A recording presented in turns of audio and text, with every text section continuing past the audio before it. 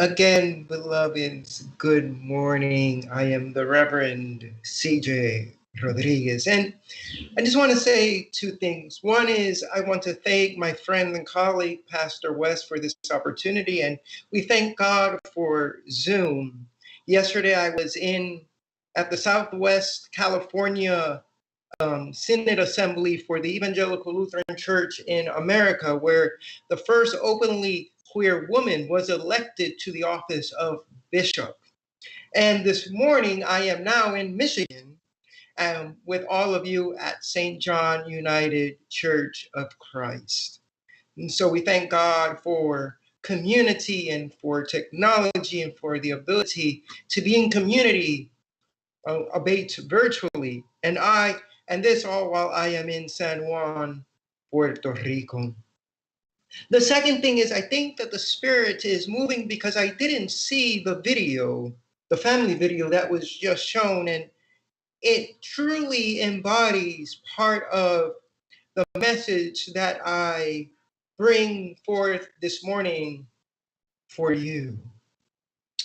You know, sometimes if we want a snapshot of what a family should look like, or an example of familiar relationships, the Bible might not be the first source of reference on a list of resources of figuring out what family is. In Mark 3:21, it reads, when his family, talking about Jesus, heard what was happening, they came to take control of him. They were saying he's out of his mind. Yet Christian tradition has had a difficult time reckoning with perhaps the idea that there was strife, that there was conflict, that there was some strain between Jesus and his kin. In the wider context, we see Jesus's family in the story this morning in comparison to influential religious leaders. It was very clear in the video rendition of the gospel that there was the group of religious leaders, and then there was Jesus's family on the other side. And both groups, one of the issues that both groups had was there was this inability, they weren't able to understand who Jesus really was. I don't know who I'm speaking to this morning, but there are times in life, at least in some of our lives, where we know all too well what it feels like not to be understood, not to be understood by those in our own familiar circles, those in our religious communities. They don't understand who exactly we are and why we do what we do. The religious authorities concluded that he was possessed by Satan. And his family just assumes he's done lost his right mind. In an ancient setting, these two scenarios were basically equal to each other. The scene underscores how those who presumably were in great positions to make sense of Jesus still were not immediately able to see him as God's agent. They weren't able to see how he was coming to announce and reinaugurate God's intentions for human flourishing. Many could not overcome the disorienting character of his message. Even close relatives and religious insiders were bewildered by what he said. And like throughout his entire ministry, many of the things that he proclaimed seemed to go against the grain, seemed to go against the very aspects of human society that were known.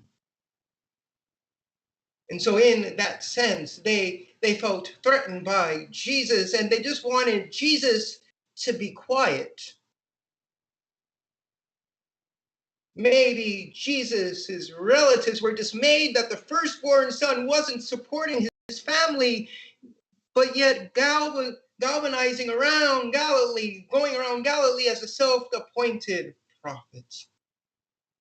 Or maybe they wanted him as Messiah to have bigger and better ambitions, such as promising a revolution instead of preaching and healing the sick. The Gospel of Mark does not explain, it merely sets up a showdown of sorts when the family arrives to take Jesus back. I don't know how many times I've heard people say that, I wanted to do this, I wanted to do that, but my family wants me to do this, my family wants me to do that. They want better and greater things for me and don't understand why I choose to do what I do. When the crowd says that his family is summoning him from outside the crowded building, Jesus answers with a shocking statement. Yeah, and it's a statement that we don't always really understand. Who is my mother? Who are my brothers? Who are my sisters? Who are my siblings? Look here. Look here are my mother and my brothers and my siblings. Whoever does God's will is my brother, my sister, my mother, my sibling. It's certainly good news for those inside of the house who seek to identify with Jesus and his message. It is also good news maybe for Mark's earliest readers who found themselves estranged from their biological families. Bad news, however, for his relatives on the outside and others who, with high regard for customary notions and honor of social stability. Those that liked the social structures that were in place, because Jesus certainly disrupts the idea of what family is. And in the video, the people who mention what family is, who family is to, is certainly not, for some, what traditional family looks like. But certainly, it is an important component of what family is. Jesus redefines the criteria for who constitutes his true family. Many of us in the queer community have experienced family in other ways because our families have not been there, have chosen not to be there for us. We have had to redefine the concept of family. And we have had to redefine the concept of family even in and for the church. This goes beyond striking back at his mother and brother's opinion about his sanity. It wasn't just that they didn't agree with him. More foundationally, Jesus makes a claim about what it might mean to belong to other people. He makes a claim about identity. Families or households were the primary social and economic units of first century society. And Jesus speaks to deeply embedded cultural assumptions when he determines that his true family, not by blood relations or kinship ties, but by doing the will of God. I have found family, and I know you have as well, amongst people that do the work of justice, that do the work of building the kingdom of God here and now, who seek liberation for those who are marginalized and oppressed, those that choose love over hate. Families that we have chosen to be a part of because they feed our souls. They help us to be better people, better servants of God and the world in which we live.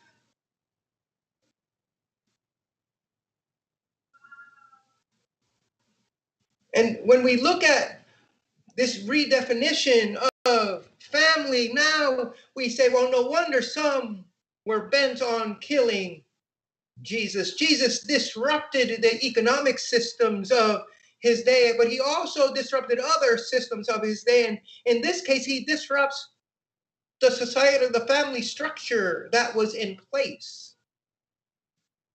Jesus was hardly the first thinker to use familiar terms to describe the membership of a movement or an in-group. Still, his comment would strike many of his contemporaries as dangerous.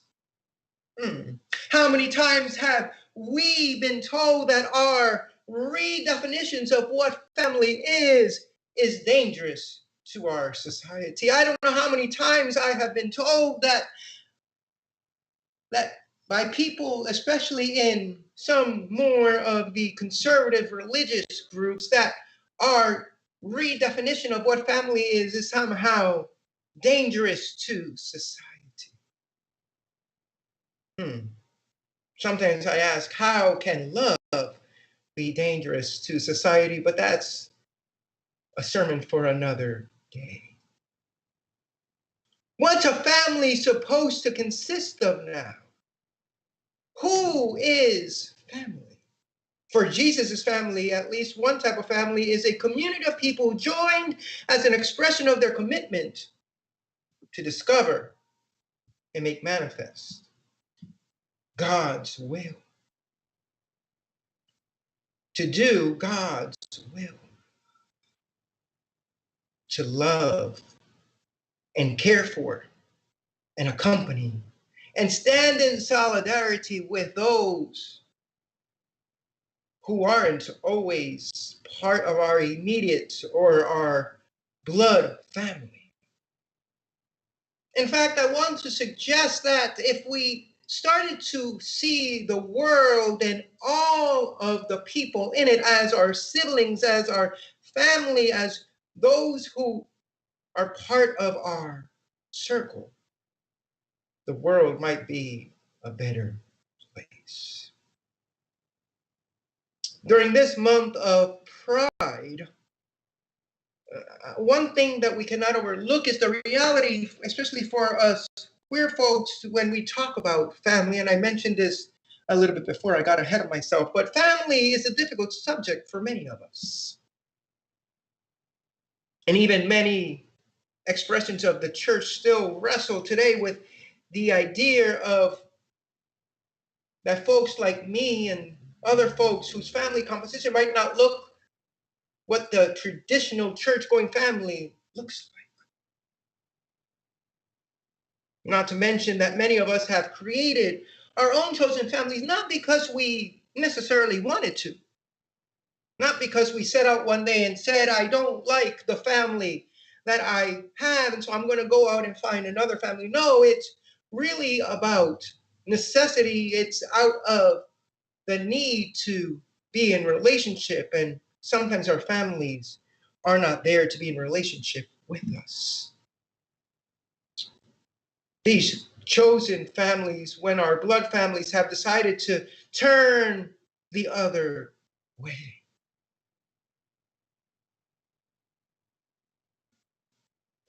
And so sometimes for these people that I've had to interact with, especially here on the island where I have come back to live after being in the United States for some 9 or 10 years. I came back home to live in Puerto Rico this past year because of the pandemic. And one of the things that I have discussed in different ways is the concept of what is family? What is a family? Jesus' words prompt us to consider the relationship between a family and what it means to know and do God's will. Can only certain kinds of families reflect or promote God's will, as Jesus articulated in terms of mercy, love, justice, protection, holiness, and well-being? Can only certain families express the belonging and solidarity that God desires to share with humanity?